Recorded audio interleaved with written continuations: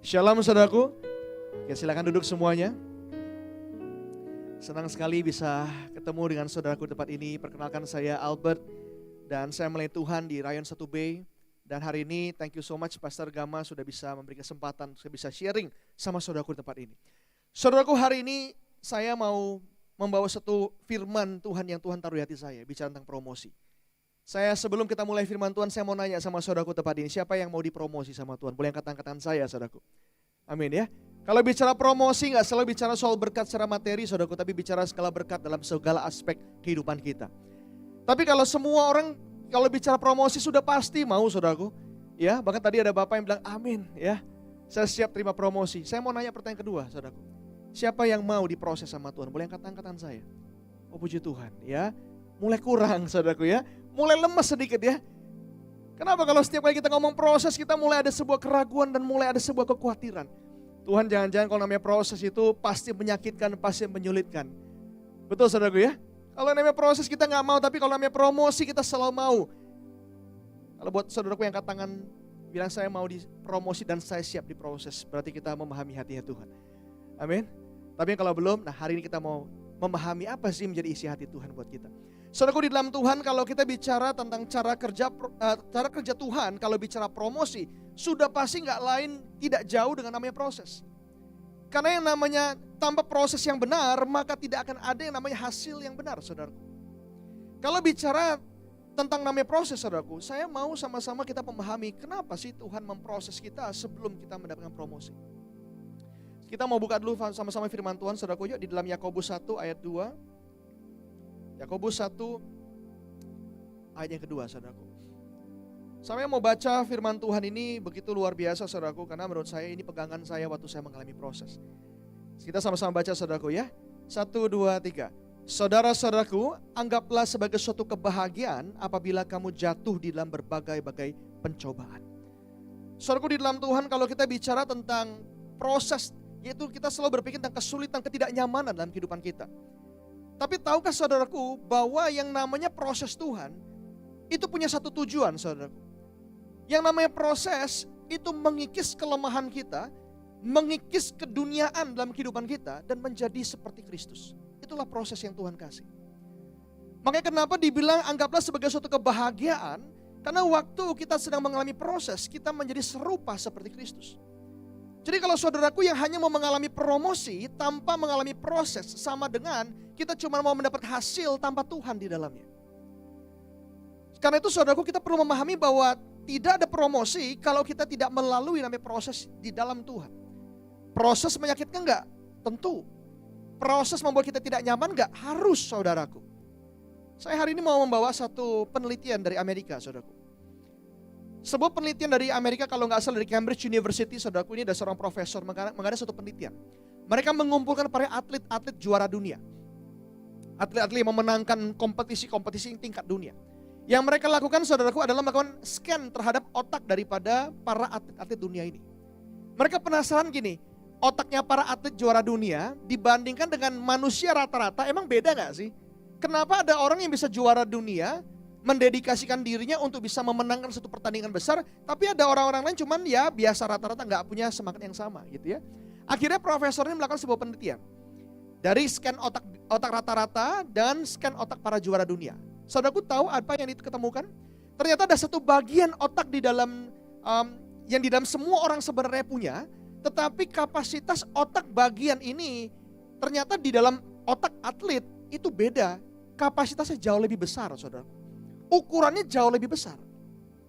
Dan otak ini dinamakan adalah anterior mid cingulate cortex atau disebut dengan AMCC. Ya, dan pada saat diteliti kenapa otak ini bisa jauh lebih besar daripada otak orang rata-rata. Dan apa keuntungan waktu otak ini jauh lebih besar kapasitasnya daripada otak orang biasa, saudaraku. Pada saat sang profesor meneliti, saudaraku, diteliti ternyata ditemukan jika otak ini kapasitasnya lebih besar, maka seseorang ini memiliki ketahanan dan daya tahan tinggi untuk menghadapi dan melewati sebuah tantangan besar. Makanya disebut dengan tenacity brain. Ya, otak ini memiliki kemampuan, kalau otak ini kemampuannya besar, saudaraku, maka seseorang akan memiliki kapasitas untuk melalui hal-hal besar dan bahkan punya kapasitas untuk memenangkan perkara-perkara besar. Tapi orang biasa nggak memiliki, saudaraku. Ada yang ya kebanyakan rata-rata ukurannya kecil. Jadi kalau saudaraku kita mulai mengembangkan bagian otak ini dalam kehidupan kita, maka dijamin segala tantangan apapun yang datang dalam kehidupan kita, kita pasti menang dan bisa lewatin. Pertanyaannya saudaraku, kenapa di para atlet bisa besar, tapi kenapa di orang rata-rata itu tidak besar? Itu menjadi pertanyaan sang profesor. Lalu profesor mulai menggali, saudaraku, ditanya nih, cara kamu hidup, lifestyle kamu, cara pikir kamu, semua di listing satu persatu. Dan ternyata ditemukan yang menarik, saudaraku, para atlet ini memiliki yang namanya sebuah mindset, ya, atau sebuah cara berpikir bahwa penderitaan itu adalah sesuatu hal yang baik bagi hidup mereka. Ini menarik loh, saudaraku. Dan diteliti, saudaraku, memang benar waktu seseorang melakukan hal yang dia tidak sukai, tapi dia tahu itu adalah hal yang baik dalam kehidupannya, maka bagian otak ini mulai berkembang. Contohnya misalnya begini, saudaraku nggak suka mandi air dingin, ya, pagi-pagi. Tapi saudaraku tahu nih mandi air dingin tuh membuat saya lebih segar, membuat saya lebih sehat. Akibatnya saudaraku pagi-pagi pasang air dingin gitu ya, mungkin kayak air di puncak sedingin itu, mandi saudaraku. Kita nggak suka ya, tapi kita tahu benefit dan kita mandi. Bagian otak itu segera berkembang. Ya, dan kalau kita melakukan hal yang kita tidak sukai, tapi kita tahu itu baik bagi tubuh kita. Waktu kita melakukan itu, maka bagian otak ini disebut dan anterior mid cingulate cortex akan menyala dan bertumbuh dan berkembang. Sedangkan orang-orang yang kalau misalnya tahu itu baik buat dia, tapi membuat penderitaan dan tidak mau melakukannya, bagian otak ini tidak akan pernah berkembang, saudaraku. Inilah mengapa para atlet itu ada di zona bukan sekedar suka dengan apa yang dia lakukan. Contoh misalnya banyak anak-anak muda zaman sekarang mau jadi pemain bola, kenapa? Karena saya suka main bola. Mau main basket kenapa? Saya suka main basket. Tapi pertanyaannya, mau gak jalanin proses sehari bisa latihan 8-12 jam? Belum tentu, saudara. Makanya atlet itu bukan lagi ngomong soal suka. Dia sudah tahu bahwa apa yang baik buat hidup saya, apa yang harus saya lakukan, harus saya jalankan. Makanya atlet itu sudah masuk lagi bukan lagi level mau atau suka, tapi sudah masuk level pengorbanan dan komitmen. Saudaraku di dalam Tuhan, kalau Tuhan saja mendesain manusia untuk bisa menyadari bahwa proses itu adalah hal yang mengembangkan kita, buktinya adalah otak ini. Kenapa kita nggak belajar untuk mengembangkan apa yang Tuhan sudah taruh di dalam pikiran kita? Saudaraku, hari ini saya mau share sama saudaraku, kalau kita masih takut dengan namanya kesulitan, penderitaan yang sebenarnya itu melatih tubuh dan karakter kita. Kalau kita belum paham itu, maka kemungkinan besar kita nggak bisa membangun kapasitas dan rencana Tuhan dalam kehidupan kita. Saudaraku di dalam Tuhan, Tuhan itu butuh orang-orang yang kuat. Tuhan itu membutuhkan orang-orang yang bisa dipercaya, yang punya kapasitas besar di dalamnya. Tapi seseorang yang punya kapasitas besar tidak akan bisa membangun kapasitasnya tanpa satu keinginan untuk menderita, untuk menikmati penderitaan. Makanya firman Tuhan dibilang bagus, saudaraku, berbahagialah kalau kita jatuh dalam berbagai pencobaan. Kenapa? Karena waktu kita jatuh dalam berbagai pencobaan dan kita bilang, aku suka ini, aku tahu ini baik dalam kehidupanku, I love it. Bagian otak kita sedang berkembang dan dipersiapkan untuk memegang kapasitas yang lebih besar. Saudaraku sadari bahwa waktu kita mengalami proses, dan akhirnya saya mau mundur sedikit. Dari penelitian ini mengatakan begini, pada saat seseorang mengalami hal-hal yang tidak menyenangkan, penderitaan yang tidak menyenangkan, tetapi bagus yang dia sadari buat diri dia, ya, apa yang harus dilakukan? Profesor menemukan begini, para atlet dapat melewati tantangan dan penderitaan sulit karena mereka selalu melakukan satu yang namanya disebut dengan re-engineered mind. Jadi istilahnya mencoba mengubah cara berpikirnya. Jadi waktu seorang atlet itu dalam kondisi yang sakit gitu ya, badannya tersakiti, latihan yang begitu keras luar biasa, secara konsisten, dia harus berkorban, badannya menderita luar biasa. Di pikirannya gini, saudaraku, ngomongnya begini ya, saya suka ini. Ini belum apa-apa. Saya tahu apa yang di depan saya, jauh lebih besar. Nah, waktu seseorang atlet memikirkan tujuannya dan belajar mencoba menikmati penderitaannya, atau kalau firman Tuhan katakan berbahagialah, ucapan syukur di dalamnya, maka kita akan bisa melewati proses dan menang di baliknya. Siapa di sini yang mau diproses sama Tuhan? Angkat tangan saudaraku. Puji Tuhan ya. Saudaraku, sadari bahwa proses adalah hal yang wajib ada dalam kehidupan kita. Kita nggak boleh pisahkan. Ada sebuah kata-kata yang bilang bahwa di saat sebuah negara menjadi sulit, saudaraku, ya, kesulitan itu menghasilkan orang-orang kuat. Betul ya? Orang-orang yang kuat ini menghasilkan sebuah tempat yang baik. Tapi tempat-tempat yang baik, arti kata waktu kenyamanan terbentuk, kenyamanan akan menghasilkan orang-orang yang lemah. Dan orang-orang lemah akan menghasilkan tempat yang sulit atau situasi yang sulit. Makanya kenapa anak-anak muda zaman sekarang, saudaraku, banyak anak-anak muda sekarang itu menghindari namanya kesulitan. Saya banyak melayani anak-anak muda, saudaraku, 24 tahun saya melayani di anak-anak muda. Ya, kalau ditanya gini, kamu kalau misalnya nanti ya, saya mau kerja, ya kerjaan kamu susah, sulit, mau nggak? Aduh, kalau yang sulit-sulit jangan deh Kak, aku mau yang gampang-gampang aja. Ya aku tahu aku pasti bisa. Ya, nah kalau sikap seperti ini saudaraku, maka kita akan kesulitan untuk punya kapasitas yang Tuhan mau untuk melatih kita dan mencapai promosi. Ada satu kata-kata yang bagus bilang gini saudaraku, skill dan kemampuan itu dapat membawa kita ke atas sana. Kita bisa berhasil dengan skill dan kemampuan, tetapi karakterlah yang membuat kita bisa bertahan di sana. Makanya firman Tuhan katakan apa saudaraku? Kita akan naik bukan turun, artinya apa? Karena Tuhan gak mau hanya mempromosi kita di satu musim. Tuhan gak mau mempromosi kita di satu musim lalu kita jatuh ke musim yang gak baik saudaraku. Tuhan mau kita terus diangkat kepada musim yang jauh lebih baik. Makanya proses adalah suatu hal yang sangat penting. Sama-sama katakan, proses saya sukai. Nah, saudaraku di dalam Tuhan kalau bicara proses, ingat ya, jangan kita lihat masalahnya. Tapi waktu kita lihat proses, kita selalu lihat rancangan Tuhan itu besar dalam kehidupan kita. Sadari bahwa proses, walaupun proses sedang terjadi, itu akan mengembangkan kehidupan kita. Saya mau kasih lihat sebuah gambar dulu saudaraku, boleh gak multimedia? Tampilkan satu gambar. Kita akan lihat gambar ini menarik sekali saudaraku ya. Oke, boleh tolong tampilkan, ada satu gambar wanita saudaraku. Nanti, nah ini ya. Nah saudaraku, saya mau tanya sama saudaraku, gambar wanita ini bagus gak saudaraku? Bisa dinikmati gak saudaraku? Gak bisa ya, jelek ya. Begitu juga dengan proses Tuhan. Waktu Tuhan kasih kita proses, ini kayak gini saudaraku, gambarnya gak jelas, tidak terbentuk dengan baik dan tidak bisa dinikmati. Tetapi saudaraku, waktu kita memahami apa yang menjadi kacamatanya Tuhan tentang proses, kita lihat dengan cara yang berbeda loh. Saya bahkan bisa lihat wanita ini warna rambutnya apa, saya bisa lihat rasnya apa, dan apa yang kira-kira menjadi, ini ada bajunya sedikit di sebelah kanan bawah kalau saudaraku lihat ya, bajunya warna apa saya bisa lihat. Saudaraku bisa lihat nggak warna rambutnya? Bukan putih saudaraku, belum bisa ya. Saya mau hari ini kasih tahu sama saudaraku gini, inilah proses. Benar bagaimana cara kita bisa melihat proses dengan kacamata yang benar, dengan kacamatanya Tuhan. Sekarang gini saudaraku, kata kuncinya adalah fokus, sama-sama katakan fokus. Saya mau saudaraku, di sini ada titik warna putih, betul saudaraku? Betul ya? Saudaraku, saya mau saudaraku lihat titik itu selama 15 detik dan saya akan hitung. Begitu 15 detik saya mau saudaraku lihat layar putih di sebelah kanan. Kita mulai ya.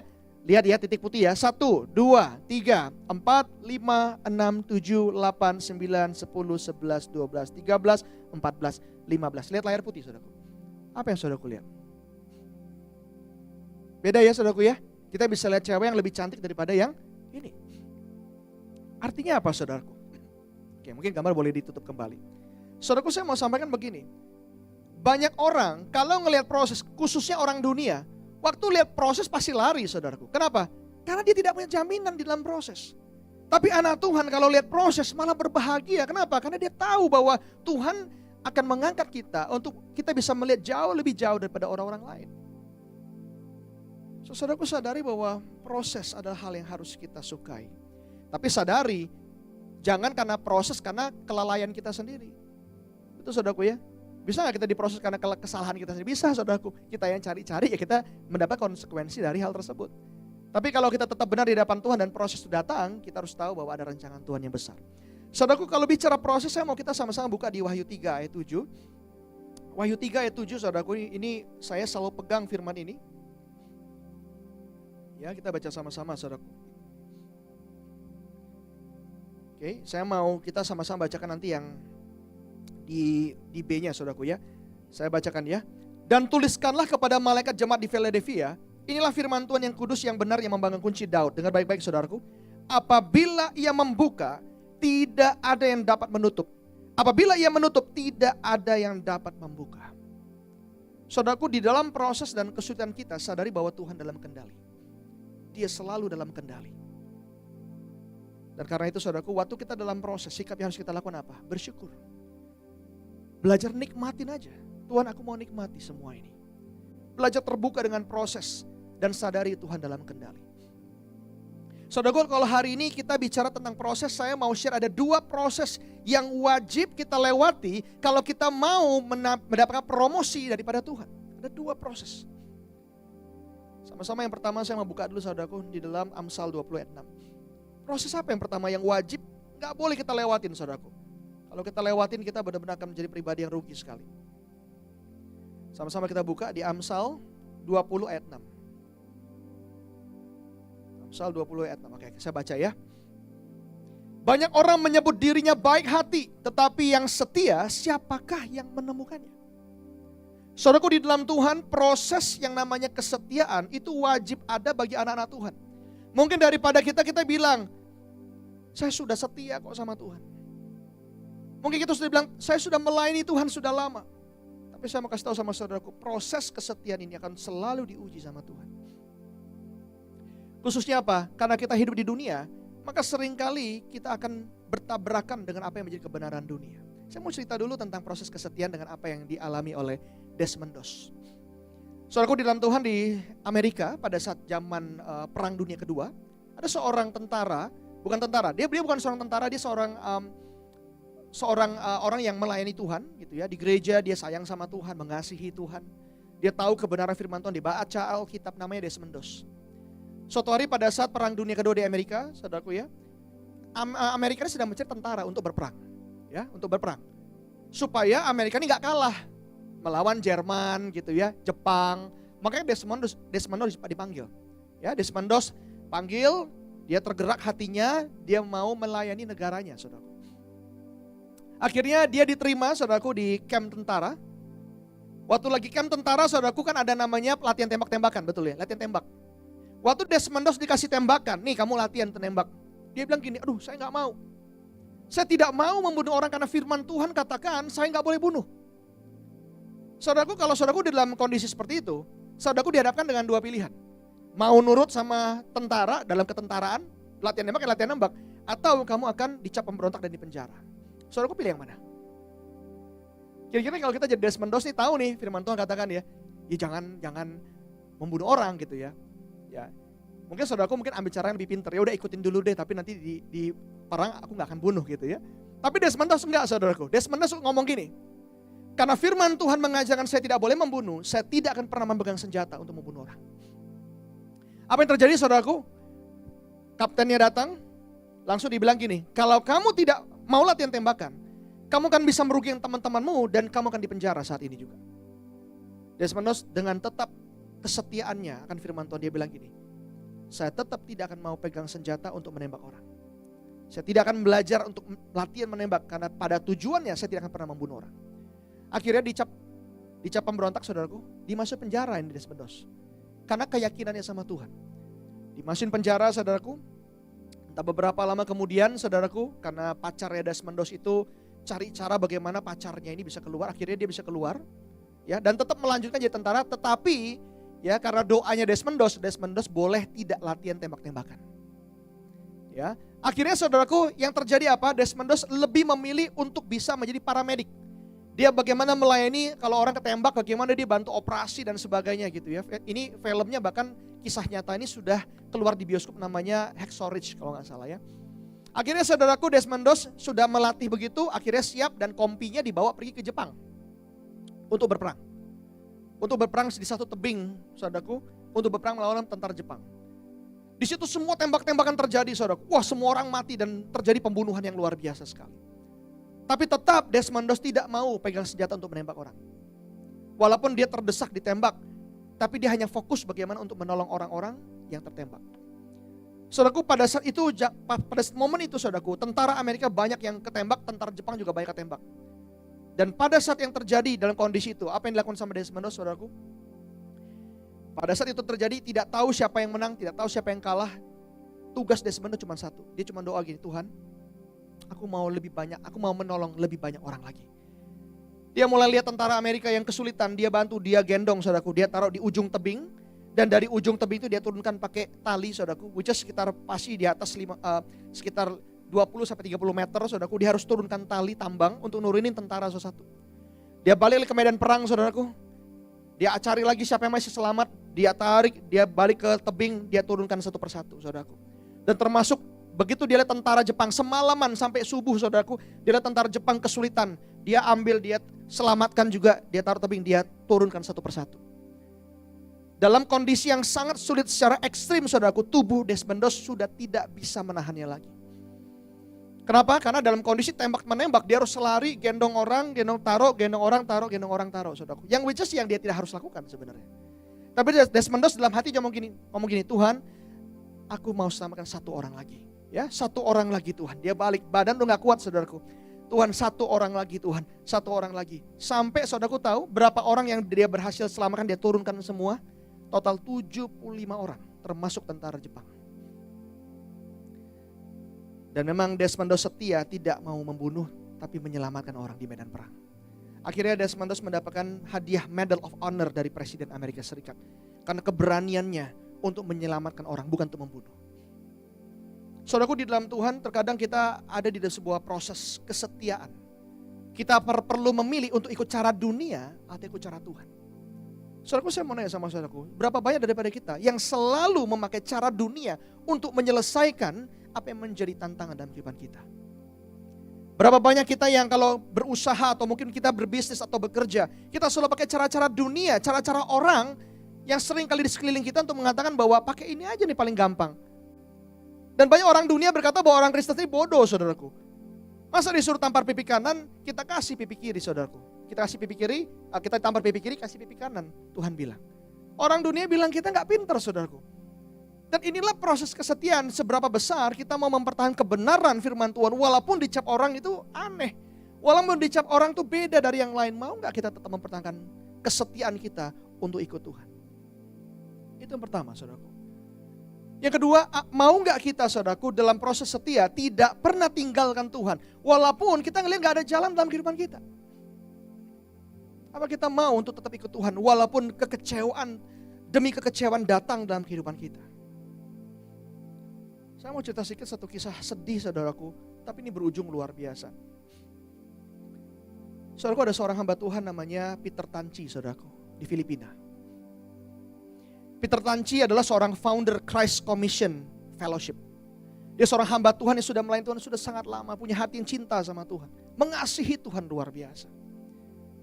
Suatu hari, saudaraku, anaknya sudah umur 15 tahun, dan anaknya bilang gini sama papanya, Papa kan mau pergi melayani. Aku kan sendirian di rumah sama adik doang, berdua sama pembantu gitu ya. Boleh gak teman aku nginep? Oh boleh, gak apa-apa. Nanti papa juga minta ada paman, jadi mereka punya saudara, itu satu orang itu untuk jagain sebagai pengganti papa di situ. Ini papanya pergi melayani, saudaraku, sama mamanya berdua melayani Tuhan loh. Pada siang hari waktu mereka sedang pergi, saudaraku, lagi pelayanan nih. Tiba-tiba datang orang di rumah, ya. Tiba-tiba buka pintu, pas mereka buka pintu, tiba-tiba 7 orang bersenjata masuk dobrak rumahnya. Masuk ke rumah Peter Tanci yang ada anak-anaknya ini. Apa yang terjadi? Mereka semua disekap, diikat, dan anak 15 tahun daripada Peter Tanci diperkosa oleh 7 orang sambil ditodong senjata. Saudaraku, saya mau nanya. Saudaraku sudah kasih hidup buat Tuhan, sudah kasih segalanya buat Tuhan, bahkan saudaraku pergi melayani Tuhan dan meninggalkan keluarga kita. Tapi anak 15 tahun diperkosa sama 7 orang. Apa yang menjadi perasaan saudaraku? Dan hari itu Peter Tanci dan istri waktu menemukan bahwa anaknya diperkosa oleh 7 orang pada usia 15 tahunnya, yang masih perawan, saudaraku. Hari itu mereka down, mereka bertanya, Tuhan, kalau engkau baik, kenapa engkau lakukan ini kepada saya? Saya ini bukan orang sembarangan loh. Saya ini mendedikasi hidup saya buat Tuhan, bahkan sama dengan gereja. Melayani orang di Filipina buat nama Tuhan. Kalau engkau baik, kenapa engkau begini sama saya? Kalau engkau mencintai saya katanya, kenapa engkau memperlakukan ini kepada saya? Saudaraku, saya mau nanya, ini orang yang sudah mendedikasikan segala sesuatu buat Tuhan, tapi dia mendapatkan sesuatu yang dia tidak inginkan dalam kehidupannya. Coba bayangkan perasaannya. Apakah saudaraku akan goyah gak dalam kondisi itu? Tentu, saudaraku. Ini anak yang dia sayang, anak wanita yang dia sayang. Betapa sedihnya seorang ayah melihat seorang anak wanita dihancurkan masa depannya. Saudaraku, kalau bicara kesetiaan, saya belajar banyak daripada Peter Tanci. Dan hari itu Peter Tanci berdoa sama Tuhan, sama istrinya. Dia bilang gini, Tuhan, sudah lama aku melayani Engkau. Aku setia dalam melayani Engkau. Tapi hari ini aku gak ngelihat kebaikan-Mu di dalam kehidupanku. Dan mereka bergandengan tangan sambil nangis, saudaraku. Tapi hari itu Peter Tanci dan istri ngomong gini, Tuhan, walau aku tidak melihat kebaikan-Mu dalam kehidupanku hari ini, walau aku tidak melihat Engkau mencintaiku hari ini, tapi aku memilih untuk tetap percaya dan cinta kepada Tuhan. Aku tetap memilih untuk percaya bahwa Engkau dalam kendali kehidupanku. Saudaraku di dalam Tuhan, kesetiaan bukan bicara waktu kita menerima yang terbaik dari Tuhan. Setia itu waktu kita tidak menerima apapun, bahkan kita melihat penderitaan yang tidak kita inginkan datang dalam kehidupan kita, namun kita memilih untuk tetap setia. Itulah kesetiaan, saudaraku. Apa yang terjadi, saudaraku, 15 tahun kemudian, Joy Tansi Mendoza namanya, anaknya, bisa bersaksi di hadapan semua orang dan berkata, Tuhan itu baik. Dan bahkan hari ini kata Joy, anaknya Peter, berkata begini, karena kejadian itu aku belajar mengampuni. Karena kejadian aku belajar memahami identitasku di dalam Tuhan. Dan karena kejadian itu aku bisa melayani orang-orang kehilangan identitasnya. Aku bisa melayani orang-orang yang hidupnya dalam kehampaan. Karena aku tahu apa itu rasanya kehampaan tanpa Tuhan. Saudaraku di dalam Tuhan, seringkali apa yang kita alami hari ini kita gak bisa lihat. Mungkin hari ini isi penderitaan dan kesulitan aja dalam kehidupan kita. Tapi sadari, saudaraku, waktu kita setia, Tuhan pasti melakukan sesuatu. Bukan melakukan sesuatu artinya akan terjadi sesuatu pasti yang kita inginkan. Belum tentu, saudaraku. Tapi setia itu artinya kita sama Tuhan. Kita gak perlu menuntut Tuhan karena aku setia, Tuhan kasih aku sesuatu, gak perlu, saudaraku. Kesetiaan itu adalah melakukan walaupun Tuhan gak balas, gak apa-apa. Aku setia karena Engkau terlebih dulu setia kepadaku, Tuhan. Itu kesetiaan, saudaraku. Hari ini, saudaraku, kalau kita mendengar firman ini, saya mau saudaraku pulang dengan belajar bersuka cita, percaya, bersyukur, dan mengambil keputusan bahwa Tuhan itu baik. Bukan karena kita lihat dia baik hari ini, tapi kita percaya dia tetap setia walaupun kita tidak setia. Kita percaya bahwa dia di dalam kendali walaupun kitanya sedang tidak dalam kendali. Saya mau tutup dengan yang kedua, saudaraku. Yang kedua bicara proses melepaskan hak. Saya secara cepat aja di 1 Samuel 24 ayat 1, saudaraku. Waktu itu Saul mengumpulkan 3.000 orang untuk ngejar dan bunuh Daud. Karena dia begitu iri hati dengan Daud. Dan waktu itu dia tahu Daud sedang ada di satu goa, saudaraku. Dan akhirnya dia bawa 3.000 orang, dia datangin tempat itu dan ada di satu goa tersebut. Namun Daud sudah tahu kehadiran Saul. Saul akan datang ke situ. Dan dia beserta dengan tentaranya menunggu di dalam goa. Kebetulan si Saul sakit perut, saudaraku. Karena Saul sakit perut, dia cari goa untuk buang air besar. Waktu Saul lagi buang air besar, saudaraku, Daud di belakangnya udah pegang pedang dan siap menebaskan pedangnya sehingga Saul bisa mati pada hari itu juga. Dan itu bisa menyelesaikan semua masalah Daud. Tapi Daud berkata, saudaraku, di 1 Samuel 24, ya, Daud bilang bahwa ini adalah orang yang diurapi oleh Tuhan, saya tidak mau sentuh. Saudaraku, seberapa banyak daripada kita yang kita punya hak untuk marah, kita punya hak untuk balas dendam, saudaraku. Kita punya hak untuk benci kok. Kita punya hak untuk melawan, kita punya hak untuk melakukan segala sesuatu dalam kendali kita. Tapi seberapa banyak kita yang waktu kita merasa punya hak dan kita bisa memberikan Tuhan, walaupun aku marah, walaupun aku benci Tuhan, tapi aku mau menyerahkan segala sesuatu di dalam tangan Tuhan. Berapa banyak daripada kita yang punya keberanian untuk diproses, untuk menyerahkan apa yang kita punya.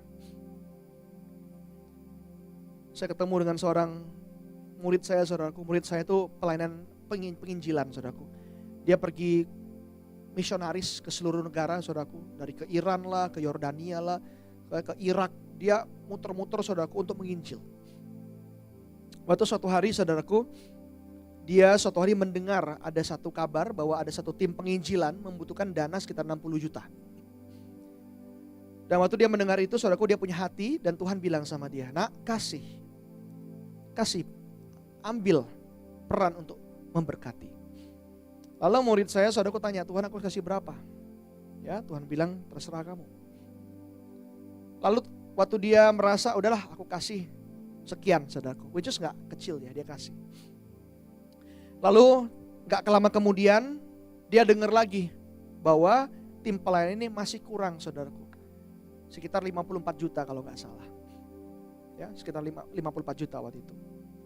Lalu tiba-tiba Tuhan bicara lagi sama dia. Nak, berkati mereka. Berapa Tuhan? 54 juta, semua kamu kasih. Saya kasih tahu sama saudaraku ya, murid saya ini bukan orang yang kaya-kaya sekali saudaraku. Dia masih kerja. Dia masih melakukan apa yang dilakukan untuk merintis karir.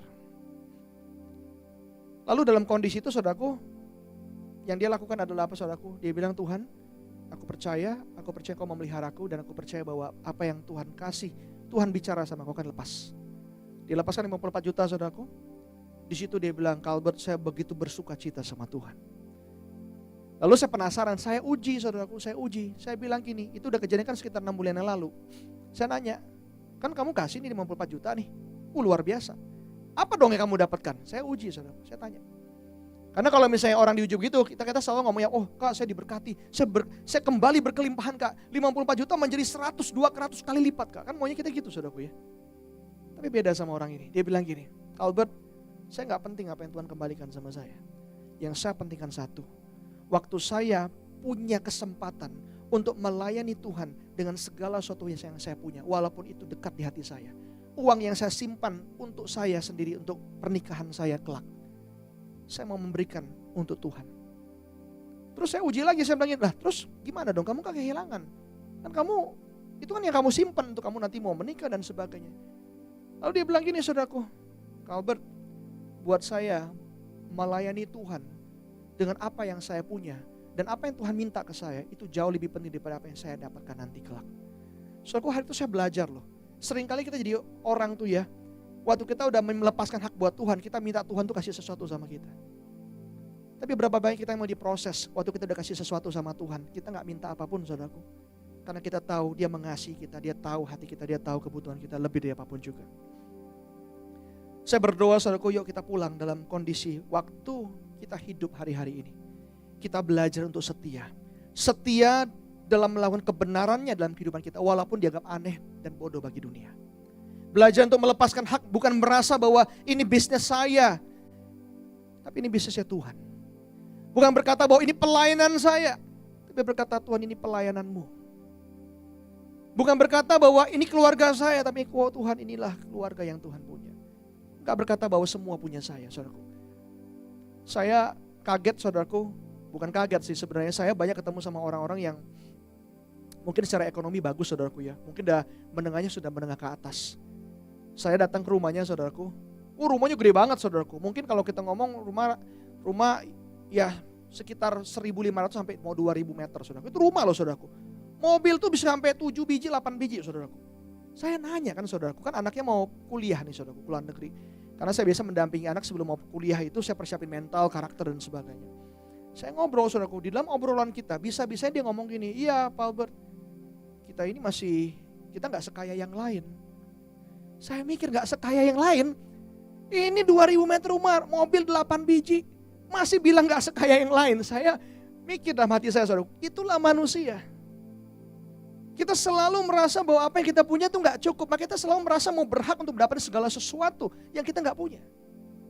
Makanya firman Tuhan selalu kata cukup nak. Kenapa? Waktu kita merasa cukup, kita merasa Tuhan itu punya hak dalam kehidupan kita. Tapi waktu kita merasa bahwa kita gak cukup, kita selalu merasa punya hak untuk buat kita semuanya. Saudaraku, yuk kita pulang jadi orang yang selalu punya hati untuk ngelepasin apa yang ada di hati kita buat Tuhan. Bukan menjadikan itu kepentingan buat pribadi, tapi kepentingan buat Tuhan. Ayo kita pulang dengan hati yang mau diproses. Kalau hari ini saudaraku merasa bahwa Tuhan aku udah setia, tetap lakukan setia. Saya percaya proses itu gak cuma di satu musim. Tuhan akan proses kita. Waktu datang proses akan terjadi promosi. Waktu promosi datang saudaraku, itulah waktunya kita melepaskan hak. Waktu kita belum dapat promosi, belajar setia. Tapi waktu promosi datang, lepaskan hak buat Tuhan. Karena seberapa banyak yang kita punya, sedemikian takut kita kehilangannya. Itulah perlu belajar, waktu sebanyak apapun yang Tuhan kasih, seberapa besar itu juga yang kita lepaskan buat Tuhan. Makanya jangan pernah pegang sekuat-kuatnya buat diri kita. Belajar melepaskan buat Tuhan. Itulah orang-orang yang ciri-ciri orang yang akan Tuhan pakai dan Tuhan pelihara. Amin saudaraku. Yuk pulang dengan proses, saya mau dipakai Tuhan. Saya mau diproses Tuhan. Setiap kali proses, mungkin hari kita dalam kondisi sedang diproses. Belajar bersyukur yuk. Belajar nikmati yuk. Tuhan, mungkin suami saya belum seperti yang saya inginkan. Belajar bersyukur, nikmati aja prosesnya. Pasangan saya Tuhan, ya, pekerjaan saya, keluarga saya. Belajar nikmati dan bersyukur. Sebab di dalam ucapan syukur, di dalam hati mau menikmati proses, ada kendali Tuhan di dalamnya. Amin saudaraku. Yuk kita mau tutup mata, kita mau berdoa. Saya undang main musik maju ke depan yuk. Ada satu lagu saudaraku, lagu ini adalah lagu yang selalu saya nyanyikan dalam setiap proses sulit dalam kehidupan saya. Dan proses ini yang datang dalam kehidupan saya, waktu saya nyanyikan lagu ini selalu mengingatkan saya bahwa semua proses dan kesulitan yang saya alami, waktu ada Tuhan di dalamnya, itu menjadikan kita kuat dalam menjalani, bahkan menang dalam setiap proses.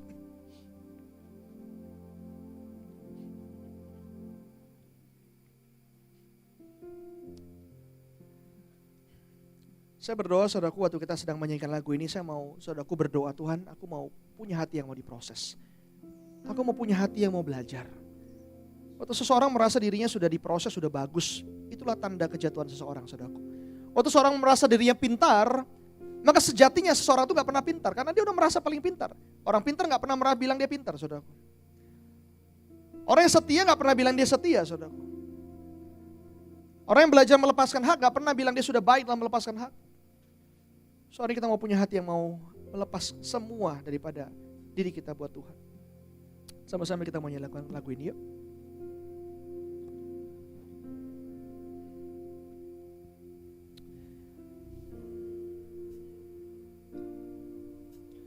Bukan dengan kekuatanku ku dapat jalani hidupku tanpa Tuhan yang di sampingku. Ku tak mampu sendiri, sebab Engkaulah kuat kami Tuhan. Engkaulah kuatku yang menopangku. Ku pandang wajah-Mu dan berseru, sebab pertolongan hanya dari-Mu. Pertolonganku datang dari-Mu. Peganglah tanganku, jangan lepaskan. Kaulah harapan dalam hidupku. Sekali dengan segenap hatimu, katakan saudara.